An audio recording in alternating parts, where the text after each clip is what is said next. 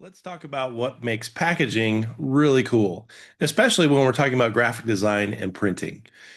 A lot of people say that printing as an industry is a dead industry, that why would you study printing or why would you work in printing? But actually, printing is not dead. What is dying, of course, are newspapers and magazines. So when they say print is dead, what they're really talking about is the news media. They're not talking about printing as an industry at all. In fact, one of the biggest and most vibrant and most, successful areas of printing right now is packaging. So when you think about anything you buy at the store or encounter on a daily basis at any store really, it's been printed. And so let's talk about printing, why it's cool, and how you can start a career, exercise your design muscles, and do something cool. So product packaging. What do you think of this design? When you see this, what does it make you think? I guess very obviously it says great value. So that's what you're supposed to think. Isn't it interesting how certain brands, or at least store brands, they try to minimize kind of the artistic side of their brand by just being very plain and ordinary to tell you that this is the brown label, the store brand version of that product, and therefore it must be cheap. Target has their own version, right? They have their style. And it's very interesting to me that even though, in my mind, they're trying to not be branded, they're trying to just be kind of very simple. At the same time, they really stand out and separate themselves from the professional, not the professional, but the brand names on the shelf. And I think that's actually the idea. In the simplicity and the boringness, frankly, of the design, they stand out. So if they design something that looks just like all their competitors or just like the normal brands, they might get confused. The consumer might be confused. So we're going to talk about some of the things that go into the design of a package so that you can see what makes it special, but also where you can express yourself artistically. What about this one? What a pretty package design for honey. It's a combination of the container plus the flourish, which is, the tie at the top, and then the box, which is a tied off package in the way it's enclosed in the case. All of it shows attention to detail and care, which elevates the price, doesn't it?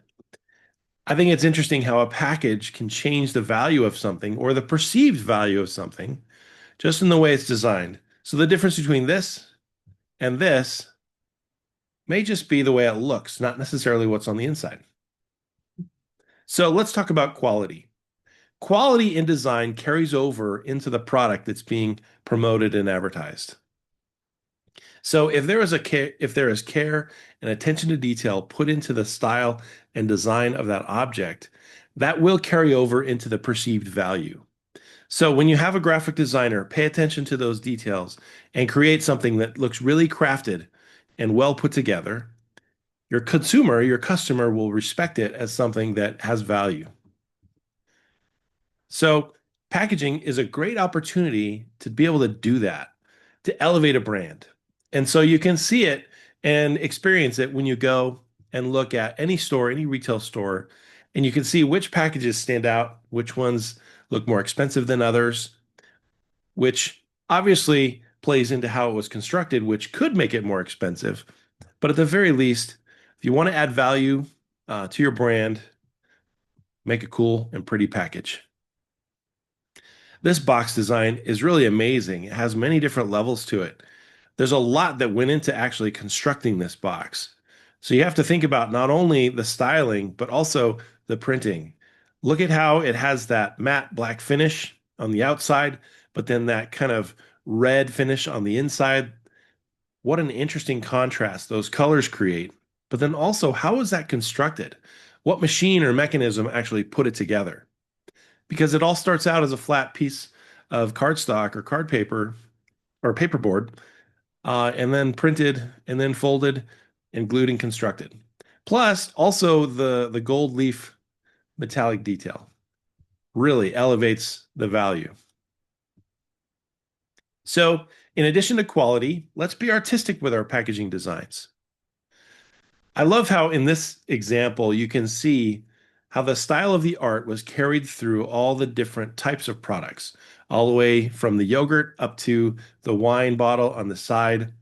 They all have different versions or iterations of that original artwork, which is meant to show off maybe the coastline of Greece with those beautiful white and light blue buildings.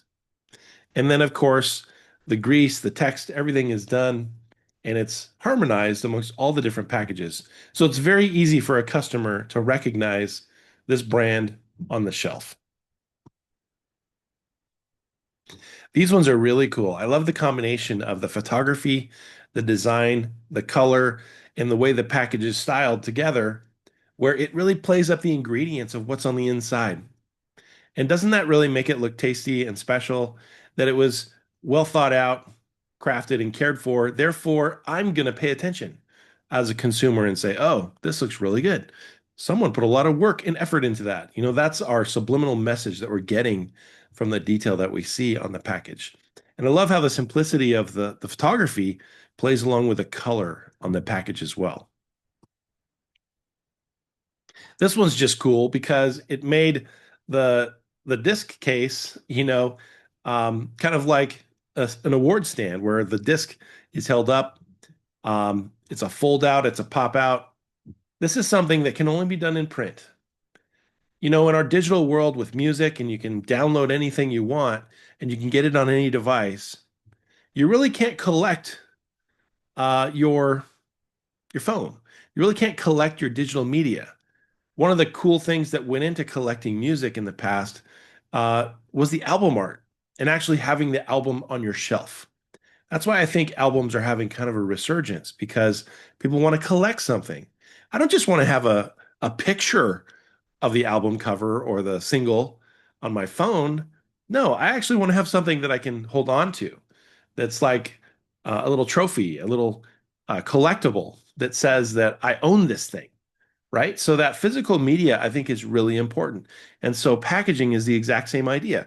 We're making something special to elevate the product, but also give the consumer something to hold on to. I think packaging really sings when it's clever.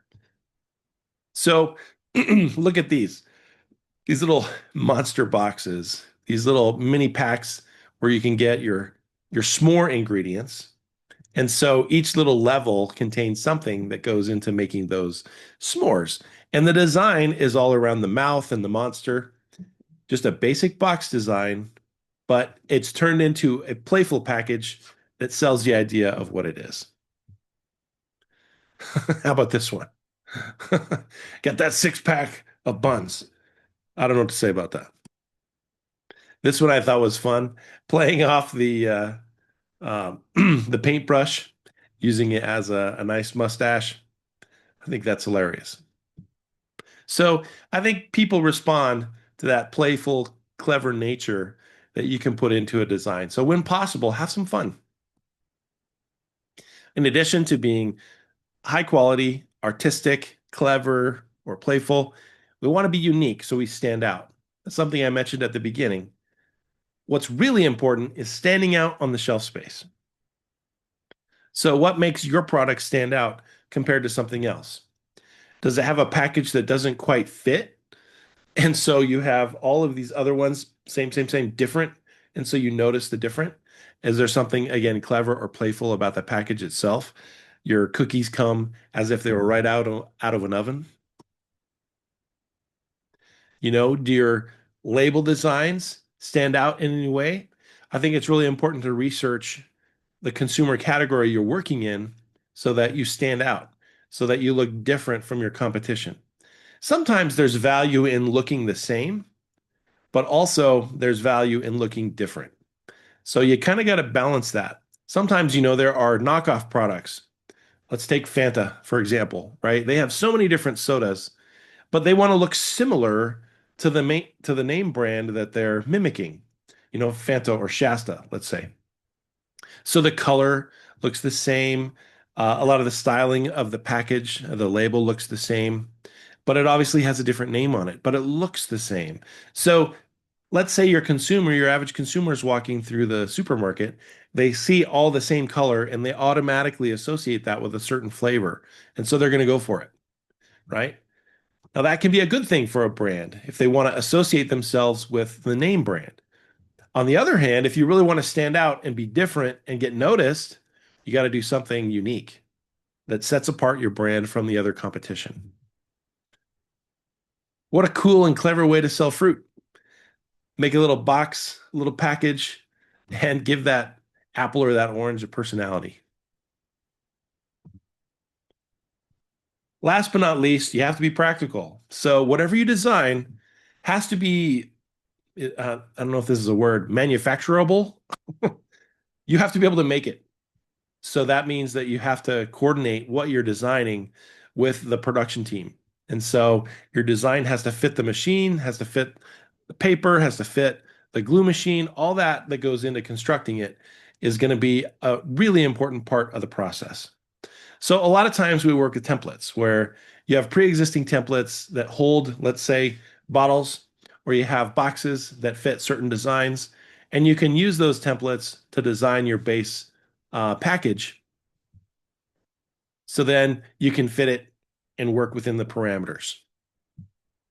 So what you're doing is you're looking for those outline templates, and they're usually made from flat material, and that outline, that trim, shows you the outline or edge of the box, and then you have different glue flaps, fold lines, trim lines.